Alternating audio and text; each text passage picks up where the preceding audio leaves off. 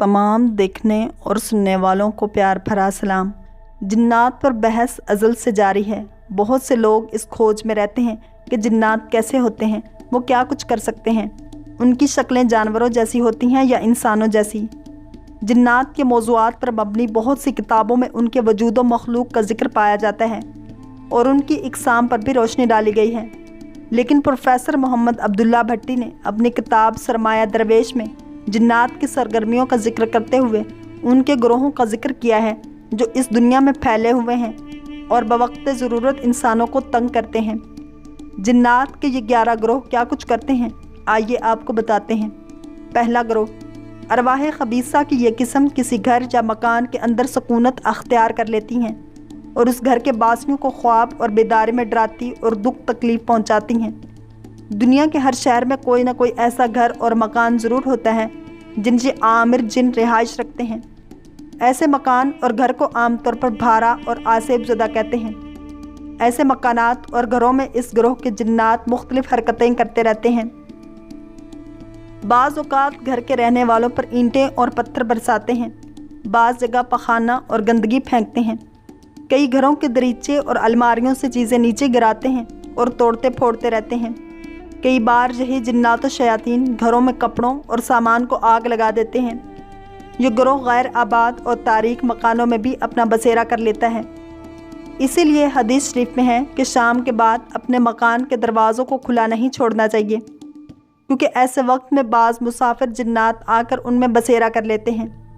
بعض گھروں اور دکانوں کی برکت سلب کر لیتے ہیں اور گھروں میں فساد اور جھگڑے پیدا کرتے ہیں اور گھر میں رہنے والے افراد کے درمیان تفرقہ عداوت پیدا کرتے ہیں۔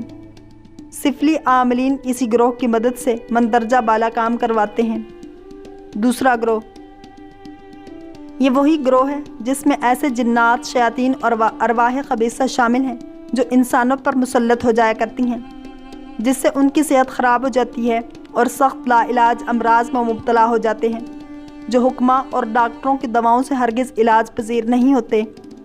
بعض دفعہ اسی گروہ کے جنات انسان کے جسم کے کسی خاص حصے کو متاثر کرتے ہیں تو وہ حصہ شل، مفلوج اور بیکار ہوتا ہے یا اس پر کوئی زخم نمودار ہو جایا کرتا ہے۔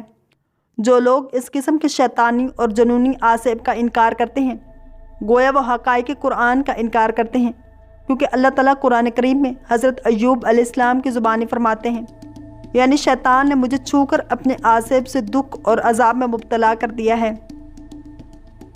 بعض اوقات ارواح خبیثہ جب انسانوں پر مسلط ہو جاتی ہیں یا سفلی جادوگر اپنے عمل یا جادو کے ذریعے مسلط کر دیتے ہیں تو یہ انسانوں کو طرح طرح کی تکالیف میں مبتلا کرتی رہتی ہیں۔ اس گروہ کے جنات کو تسخیر کیا جا سکتا ہے۔ ہندوستان، چین اور تبت کے لوگوں میں اس قسم کے سفلی عاملین بکثرت پائے جاتے ہیں۔ تیسرا گروہ، اس گروہ میں شامل جنات ارواح خبیثہ اکثر قبرستانوں اور ان کے گرد و نواح میں اپنا بسیرا کرتی ہیں۔ یہ جنات زندگی میں انسانوں کے ہمراہ رہنے والے طبعی اور ہمزاد ہوتے ہیں جو موت کے بعد وجود عنصری سے جدا ہو کر کچھ عرصہ متوفی لوگوں کی قبروں پر منڈلاتے رہتے ہیں۔ ہندو لوگوں میں یہ عقیدہ عام طور پر پایا جاتا ہے کہ مرنے کے بعد اس کی روح بھوت بن کر مردہ کے خویش و اقارب پر بعض دفعہ مسلط ہو جاتی ہیں۔ اس لیے یہ لوگ جب کبھی اپنے مردہ جلانے کے لیے مرگٹ پر جاتے ہیں تو اپنا لباس اور حلیہ تبدیل کر کے اس قدر مبالغہ کرتے ہیں کہ اپنے مردہ کے بعد سر، داڑھی اور مونچھوں تک منڈوا ڈالتے ہیں تاکہ موت کے بعد ان کے متوفی کی روح بھوت بن کر انہیں پہچان نہ سکے۔ نیز ہندو لوگوں میں یہ بھی رواج ہے کہ مرگٹ میں جس وقت یہ اب لوگ اپنا مردہ جلاتے ہیں اور مردے کی کھوپڑی جل کر تراغ سے پھٹتی ہے تو وہاں جس قدر ہندو جمع ہوتے ہیں سب کے سب الٹے پاؤں اپنے گھروں کی طرف دوڑ پڑتے ہیں اور پیچھے دیکھنے کا نام نہیں لیتے۔ دراصل ان کا یہ خوف بے وجہ نہیں ہوتا۔ مردے کی روح بھوت نہیں بن جایا کرتی بلکہ اس کا ہمزاد جو پیدائش سے اس کے ساتھ لگا رہتا ہے موت کے بعد اس کے جسد عنصری سے الگ ہو جاتا ہے اور بعض اوقات وہ ہمزاد موت کے بعد متوفی کے کسی خویش یا دوسرے شخص پر مسلط ہو جاتا ہے۔ چوتھا گروہ، شیاطین اور جنوں کا یہ گروہ بچڑ خانوں اور مذبح گاہوں کے آس پاس منڈلاتا رہتا ہے اور جانوروں کے خون اور ہڈیوں وغیرہ سے اپنی غذا حاصل کرتا ہے۔ حدیث شریف میں آتا ہے کہ رسول اللہ صلی اللہ علیہ وسلم نے गोबर, हड्डी, कोयले से इस्तंजा करने से अपने असहाब को मना फरमाया है और फरमाया कि ये चीज़ें जिन्नात की खुराक हैं। अगर इनसे इस्तंजा किया जाए तो फिर वो जिन्नात की खुराक के काबिल नहीं रहती।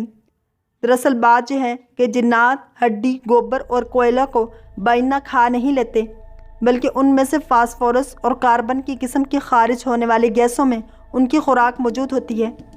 इसलिए बुचड़ खानों और मुस्बागाहों के पास इस किस्म के जिन्नात अपनी मखसूस खुराक हासिल करने के लिए आते हैं और बाज़ औक़ात इंसानों को तंग करते हैं। 5वां ग्रोह, जिन्नात का ये ग्रोह परिंदों की तरह हवा में चक्कर लगाता रहता है। इसी ग्रोह के जिन्नात हज़रत सुलेमान अलैहिस्सलाम के तख्त को उठाए रहते थे। इस किस्म के जिन्नात को अगर तस्खीर कर लिया जाए तो ये अपने आमिल को मुख्तलिफ ममालिक की सैर कराते हैं। इस ग्रोह के जिन्नात का आमिल हवा में उड़ सकता है। तिब्बत के इलाका में इस किस्म के आमिल पाए जाते हैं।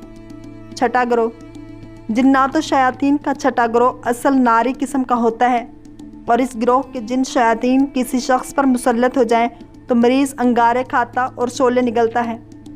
इन जिन्नात के आमिल आग में घुस जाते हैं और आग से खेलते हैं और सही सलामत निकलते हैं। लोहे की छुरी चाकू आग से सुर्ख करके उनकी ज़ुबान पर लगाते हैं। इस ग्रोह के जिन्नात और शयातीन जब इंसान के कान या उंगली को छूते हैं तो वो जल उठती है। ये जिन अगर किसी मर्द या औरत पर मुसल्लत हो जाएं तो उसे सख्त दर्दनाक अजाब में मुब्तला कर देते हैं। ऐसे मरीज़ 24 घंटे भी गुस्ल करें तो भी उनका जिस्म आग की तरह रहता है। 7वां ग्रोह, इस ग्रोह के जिन शयातीन अक्सर जंगलों, बागों और खेतों, दरख्तों और झाड़ियों पर बसेरा करते हैं। इस ग्रोह के जिन्नो भूत मुख्तलिफ शक्लों सूरतों में दिखाई देते हैं। इनमें बाज़ बहुत छोटे होते हैं और बाज़ बड़े कवी हैकल और भयानक शक्ल सूरत के होते हैं और रंग बरंग की सुर्ख, जर्द और सब्ज़ वर्दियों में मबलूस रहते हैं। जो लोग जंगल में दरख्त काटते हैं वो लोग बाज़ दफ़ा इस किस्म के जिन शयातीन के आसेब में आ जाते हैं। इसी ग्रोह के जिन भूत और सरसब्ज़ खेतों में से बाज़ दफ़ा इंसानों पर मुसल्लत हो जाती हैं। इस किस्म के भूत, प्रीत और जिन्नात को राकिम उस-सतूर ने देखा है। इस किस्म से ताल्लुक़ रखने वाले जिन्नात बाग बगीचों और जहाँ फूल बकसरत होते हैं खूबसूरत कवारी नौजवान लड़कियों और ब्याही औरतों पर भी मुसल्लत हो जाते हैं। 8वां ग्रोह, ये जानी और शहवानी जिन्नात और शयातीन का ग्रोह है जो जवान मर्दों, लड़कों और औरतों नीज़ खूबसूरत कंवारी नौजवान लड़कियों पर मुसल्लत होकर गलत तरगीब देता है। इस ग्रोह में लूती जिन्नात और शयातीन भी होते हैं जो मर्दों से लवातत के कबीह फ़ेल का इर्तिकाब फ़ाइली और मंसूली दोनों सूरतों में करते और कराते हैं।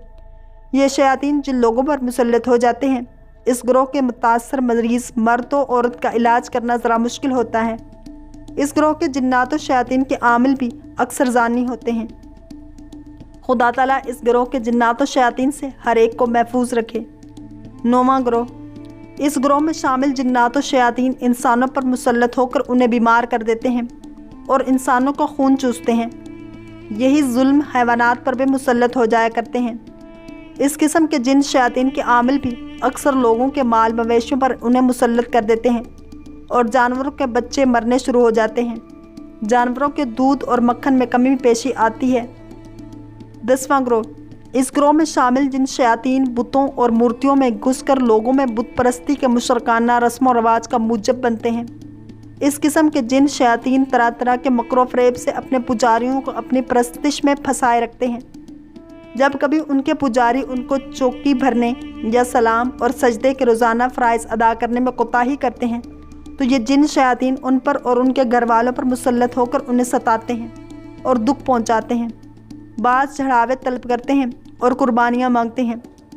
कलकत्ता की काली देवी जो एक सख्त किस्म की खूनख्वार और सफाक किस्म की भूतनी है, इस मामले में बहुत मशहूर चली आती है और ये चुड़ैल देवी अपने पुजारियों से इंसानों की कुर्बानी तलब करती रहती है और जब तक कई बेगुनाह उसकी दहलीज पर हर साल ज़िबा नहीं किए जाते थे, ये अपने पुजारियों और परस्तारों से नाराज़ समझी जाती थी और इसकी पादाश पे अपने मुशरिक परस्तारों को सख्त अजियतें और तकलीफ़ें पहुँचाती थी। इसकी खौफनाक और डरावनी सियासूरत जिसके गले में इंसानी खोपड़ियों की बड़ी माला पड़ी हुई है, आज तक उसके शैतानी जुल्म सितम की शहादत दे रही है। 11वां ग्रोह, इस ग्रोह में वो जिन्नात और शयातीन शामिल हैं जो काहिनों, साहिरों, जादूगरों और सिफली आमलों के पास खबरें लाते हैं। یا اپنے عاملوں کے دم، تعویذ، گنڈے، جھاڑ پھونکوں اور ٹونے ٹوٹکوں یا جادو میں ان کی امداد اور اعانت کرتے ہیں، اور جو ان کے دم قدم سے ان کی سفلی عامل اور کالے علم کی دکان گرم رہتی ہے۔ اس قسم کے سفلی عامل اپنے خبیث موکلوں کی طرح پلید رہنے اور طیب ارواح سے بچنے کی خاطر اپنے ارد گرد گوبر اور گندگی کا حصار کرتے ہیں۔ اس قسم کے جن، شیاطین اور ارواح خبیثہ کے عاملین کے نمونے اگر دیکھنے ہوں تو ہندوؤں کے کنبھ کے میلے میں ان مادرزاد ننگے، میلے کچیلے، گندگی کھانے والے سادھوؤں کو جا کر دیکھو، جو ہزاروں کی تعداد میں اس میلے میں شامل ہوتے ہیں۔ وہاں ان الف ننگے اور گندے غلیظ لوگوں کا ایک لمبا جلوس نکلتا ہے، اور ہندو مرد عورتیں لاکھوں کی تعداد میں دو طرفہ قطار باندھ کر ان کے درشن کے لیے بڑے ادب و احترام سے کھڑے ہوتے ہیں، اور سب کے سب ان کے آگے ہاتھ جوڑے، ڈنڈوت بھرت اور زمین پر اوندے اور دوہرے ہو کر آتے ہیں۔